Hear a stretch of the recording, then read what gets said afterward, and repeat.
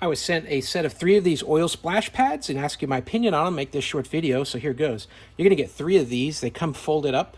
They're pretty large, so they'll tuck into all kinds of different shapes of oil pans and give you a mat that will protect you from splash. So if I look at this here, it's 18 inches across, and they're about a ½ inch thick, probably maybe between a 1/4 inch and a ½ inch thick.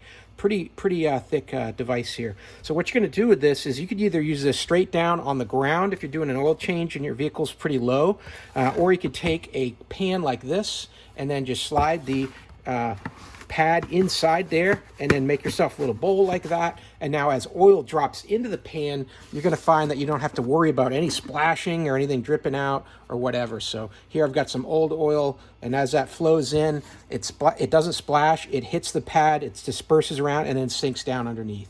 So real easy for you to handle oil changes on your own, transmission fluid, anything like that. And it's just going to drain right through that absorbent pad and go down to your oil pan below and let you drain that out as you see fit to recycle it. So really a good addition. So if you're doing your own DIY work at home, you don't want to make a mess. You don't want to have this splashing all over the place. Get some of these pads and you'll be in great shape.